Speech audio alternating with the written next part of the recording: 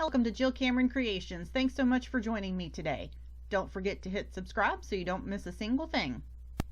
Card with a faux watercolor technique, and this is part of my Altenew Educator Certification Program. Working on some ways for creative watercoloring. I'm going to be using an ink smooshing technique with 3 different colors of Altenew crisp dye ink. I'm using moss and midnight violet. I'll also be using the mega succulent stamp and white embossing powder on watercolor paper. I treated my watercolor paper with an anti-static powder tool, and now I'm actually going to flip this over and do this backwards in my MISTI. Because I don't have placement of my paper in my MISTI, I can actually place it on top of the stamp and flip the bottom over to the top and then pull it off my table and mash it down really good to make sure that I get a really good impression. And now I have that done, and I'm going to sprinkle white embossing powder over the entire image. I use a coffee filter to catch my embossing powder and then just funnel it back in. It doesn't stick, the embossing powder doesn't stick to the coffee filter, so it makes it really easy just to funnel that back in. And I reuse my coffee filters over and over and over and over. I have like 5 in a stack, and I just continue to use them over. Now I don't want to mess up my mat or my media mat here, so I'm going to place a cutting board. This is from just a kitchen cutting board under my white watercolor paper, and then I'm going to heat all of my embossing powder until it's nice and smooth. If your embossing powder is still a little bit speckly looking, it's not completely melted, so go back over it again. I always like to heat my heat gun up for about 10 seconds before I take it to the paper, and I keep it moving. Now this is white on white, so it's kind of hard to see, but you can see some of the shiny spots there. And there you go, you can see it a little bit there. I tried to get the light to catch it. Now this is the fun part, because you never know what you're going to get when you do this. I mashed my ink pad on my media mat, spritzed it with some water, and now I'm going to go around the outer edge. I'm literally just mashing the outer edge of my card panel into all of this ink here. And that's going to give me green around the outside mostly, but I'm mushing my cardstock into this, and I'm not really worried about where it is, other than I want to make sure that it's on the outside edge there. And I'm going to do this with all 3 colors.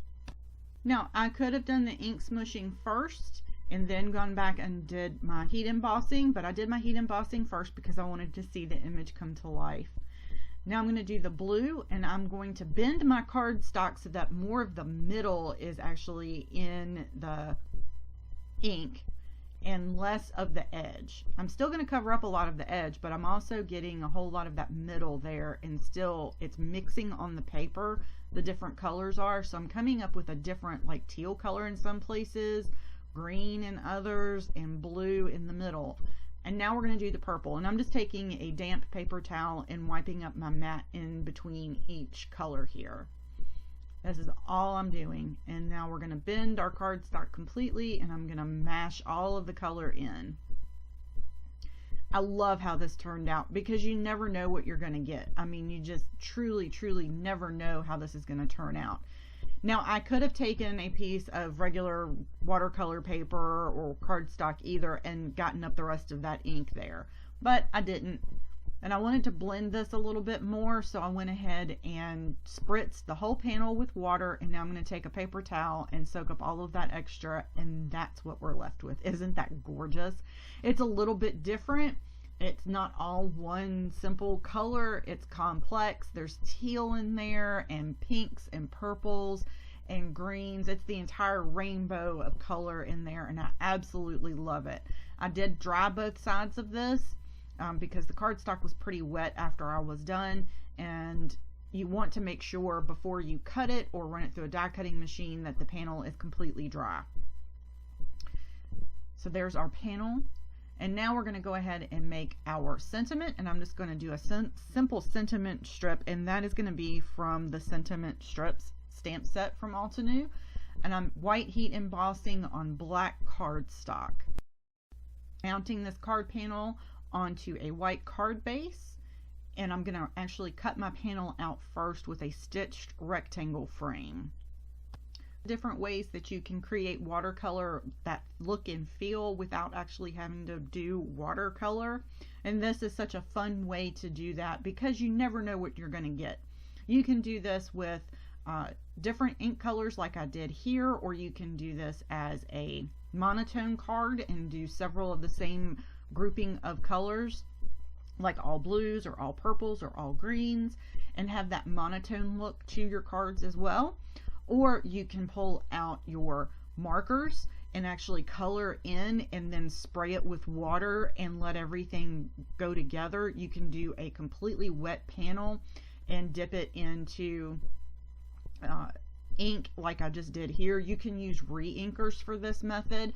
There's a lot of different ways that you can create that watercolor look without actually using watercolors. I haven't made a card that's done to do like this ink smooshing technique to get that faux watercolor look in a long time, and it is absolutely gorgeous. I love this card. It's not my usual color palette, and I think that's why I really liked it so much. This was a unique look at how to do different watercolors. I'm going to link to the class in the description below, as well as all of the products I used to create this card. I can't wait to get my hands on the Mega Succulents embossing folder so that I can do this again and use my gel press plate to see how that comes out, because I'm still learning to use the gel press plate, and I'm going to see how that works with this too. So thank you so much for joining me today. I'm just going to finish up this card.